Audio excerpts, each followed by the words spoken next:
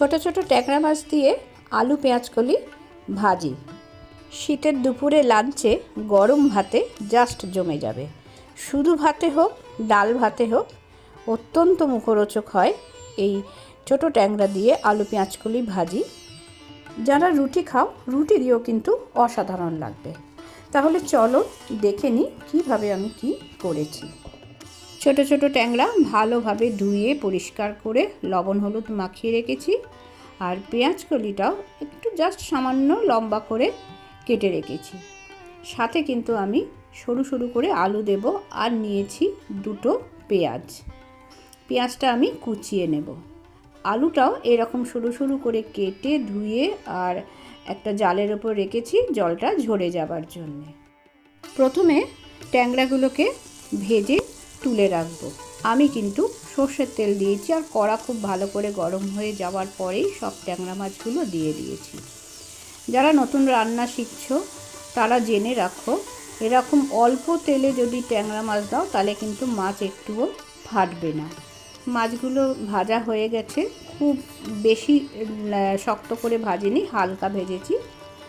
মাছ ভেজে তুলে রাখার পরে আরেকটু সর্ষের তেল দিয়ে সেই তেলে আমি দিয়ে দিলাম শুকনো লঙ্কা দুখানা মধ্যিখান দিয়ে চিড়ে নিয়ে দিয়েছি। এবার দিয়ে দিচ্ছি কালো জিরে।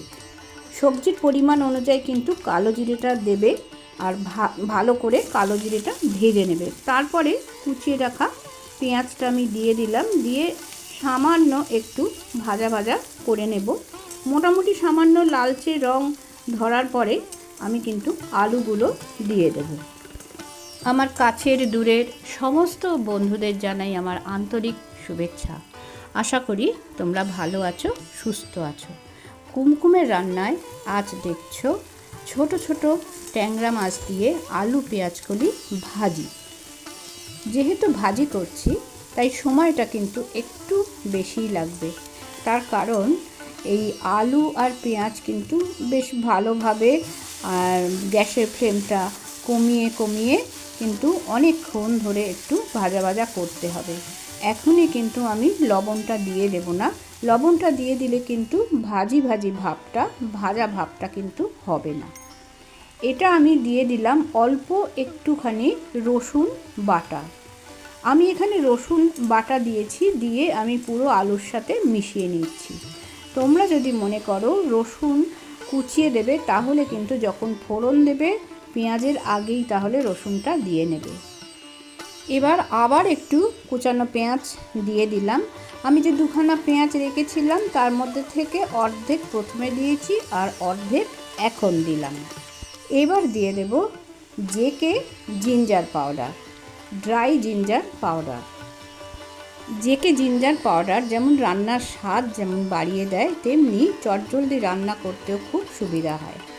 একটু কাশ্মীরি লাল অল্প করে দিয়ে দিলাম, দিয়ে পুরো আলুটার সঙ্গে জিঞ্জার পাউডার আর কাশ্মীরি লালটা ভালোভাবে মিশিয়ে নিচ্ছি। দিয়ে দিচ্ছি কেটে রাখা পেঁয়াজকলিগুলো। আলুটা সামান্য নরম হয়ে যাওয়ার পরে পেঁয়াজকলিটা দিতে হবে, তার কারণ পেঁয়াজকলি হতে কিন্তু বেশি সময় লাগে না। আর ড্রাই জিঞ্জার পাউডার না থাকলে আদা বাটাও দিয়ে দেওয়া যাবে, সেক্ষেত্রে কিন্তু ভালোভাবে মিশিয়ে নিতে হবে আলু পেঁয়াজকলির সাথে। এই এতক্ষণ বাদে এবার দিয়ে দিলাম কিন্তু লবণ। যারা নতুন রান্না শিখছো তারা কিন্তু স্টেপ বাই স্টেপ দেখে রেখো কারপরে কোনটা দিচ্ছি আর কতক্ষণ ধরে সেটা নাড়াচাড়া করছি বা ভাজছি, সেটা কিন্তু অতি অবশ্যই দেখে রেখো। এইবার হলুদটা দিয়ে দিলাম, দিয়ে আমি এবার বেশ কিছুক্ষণ ধরে কিন্তু আলু আর পেঁয়াজকলিটা ভাজা ভাজা করব। দেখতে পাচ্ছ এখনও কিন্তু বেশ ঝরঝরে আছে। আমি কিন্তু এখনও পর্যন্ত কোনো ঢাকা চাপা দিইনি। গ্যাসের ফ্লেমটা কিন্তু বুঝে শুনে একবার বাড়িয়ে একবার কমিয়ে কিন্তু ভাজিটা করতে হবে। এবারে দিয়ে দিচ্ছি ভেজে রাখা ট্যাংরা মাছগুলো। যারা আমার রান্নাটা আজ প্রথম দেখছো তাদের বলি, আমার রান্না ভালো লাগলে একটা সাবস্ক্রাইব করে দেবার অনুরোধ করলাম, আর পাশে থাকা বেল আইকনটা প্রেস করে রেখো, তার কারণ আমি যখনই রান্না দেব তোমাদের কাছে তার নোটিফিকেশান পৌঁছে যাবে। এটা কিন্তু চচ্চড়ি বা তরকারি নয়, তাই কিন্তু জল দেবার কোনো প্রয়োজন নেই। এইভাবেই আস্তে আস্তে ভাজতে ভাজতে কিন্তু মাছটাও আরও বেশি নরম হয়ে যাবে আর ভাজিটাও খুব সুন্দর তৈরি হয়ে যাবে।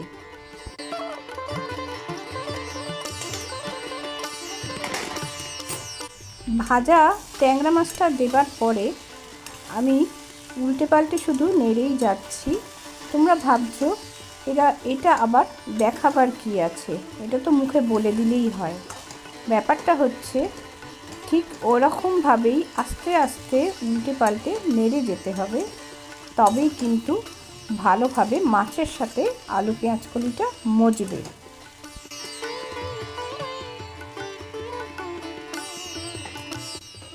মিনিট খানেকের মতন আবার একটু ঢাকা দিয়েছি।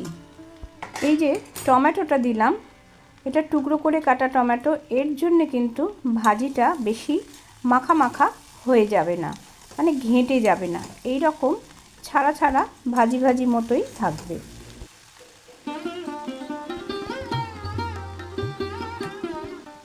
আবার একবার চাপা দিলাম কয়েক মিনিটের জন্য।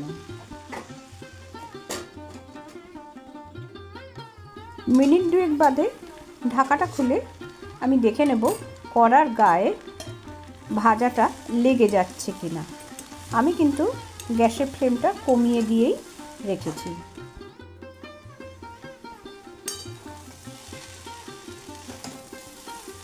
এবার ভাজিটা প্রায় কমপ্লিট হয়ে এসেছে।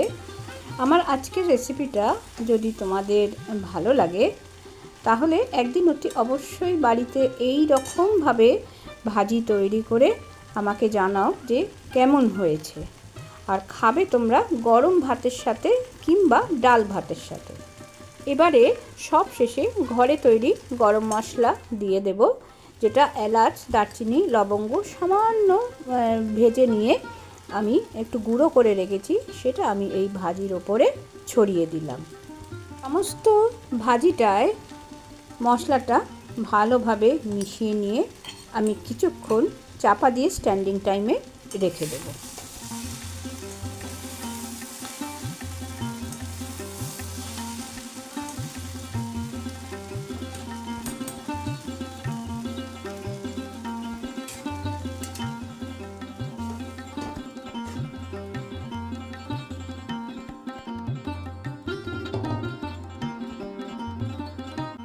স্ট্যান্ডিং টাইমে রাখার পর এবার আমি ভাজিটাকে একটি পাত্রে তুলে রাখছি পরিবেশনের জন্য।